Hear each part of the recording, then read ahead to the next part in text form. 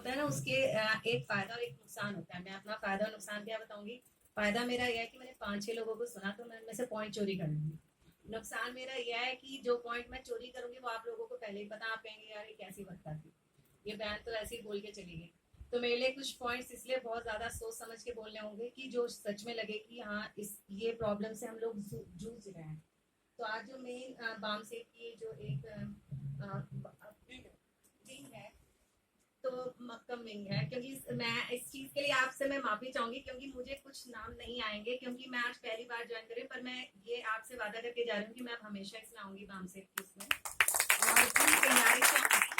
क्योंकि अगर मैं कहीं कोई भी इससे रिलेटेड बोलूंगी, आप सब इतने सीनियर आप एकदम पकड़ लेंगे, तो मैं इससे रिलेटेड नहीं बोलूंगी, मैं इससे हटके बोलूंगी।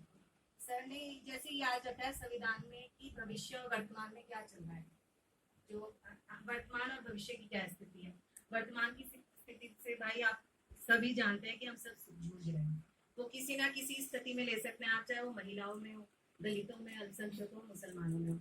और सबसे बड़ी मैं एक और बात रखूंगी, सत्ता कभी भी एक किसी पार्टी की नहीं रही। हम ये नहीं कह सकते बीजेपी रही, कांग्रेस रही, समाजवादी पार्टी रही या कोई भी, हमेशा कोई ना कोई हटा। और वो क्यों हटा? क्योंकि हम लोग जैसे एक्टिव हुए। अगर हम एक्टिव नहीं होंगे तो कोई भी सत्ता हटेगी नहीं, वो एक ही तरफ रह पाएगी। और दूसरी प्रॉब्लम जो है सबसे बड़ी महिलाओं के क्षेत्र में, आज की डेट में आप देख रहे हैं कि सोशल मीडिया बहुत इन लोगों ने एक्टिव कर दिया है। क्यों कर दिया है? क्योंकि आज मैं अपने बच्चों को भी लाई हूँ, लेकिन मेरे बच्चे इस टाइम भी अभी भी मोबाइल में लगे हुए हैं। वो सुन जरूर रहे हैं पर वो गेम्स में लगे हुए हैं। और लेकिन जो बड़े लोग हैं, नौजवान हैं, भविष्य है जो हमारा, उनको सही मुद्दों से भटकाने के लिए इन्होंने सोशल मीडिया पे ला दिया। पहले उनको रखा एसडीएम साहिबा को।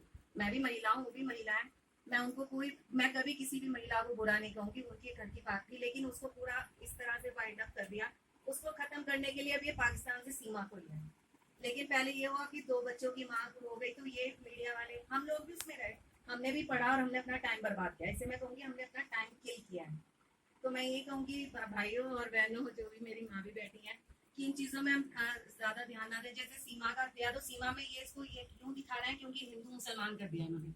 हमारे हिंदुस्तान की सबसे बड़ी प्रॉब्लम है कि जो देश, जो पहले हमारे भीमराव अम्बेडकर जी ने सोचा था कि हम सब समान रहें, हिंदू मुसलमान दलित सब एक रहें, लेकिन इन लोगों ने ये बांट दिया और उन्होंने ये कर दिया कि इसको हिंदू राष्ट्र बनाना है। मैं हिंदू राष्ट्र के खिलाफ बिल्कुल भी नहीं हूँ, पर हाँ मैं क्यों खिलाफ हूँ? क्योंकि हिंदू राष्ट्र के बाद सबसे ज्यादा नुकसान होगा मुसलमानों का। मुसलमानों का क्यों होगा? वैसे आप सबको पता है संविधान में पहले पेज पे किसकी पिक्चर है?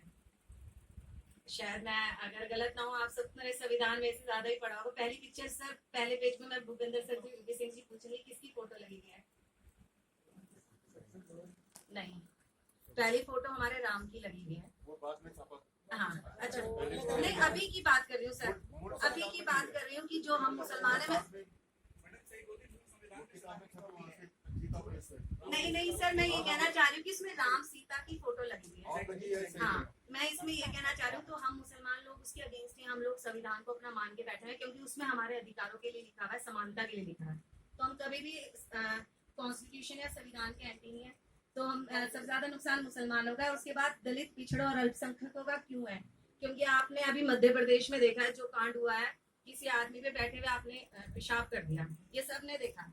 उस चीज को तो दबा दिया गया, लेकिन सीमा का केस अभी तक चल रहा है। सीमा हैदर क्यों? क्योंकि वो 4 मुसलमान बच्चे लेकर आ गई है।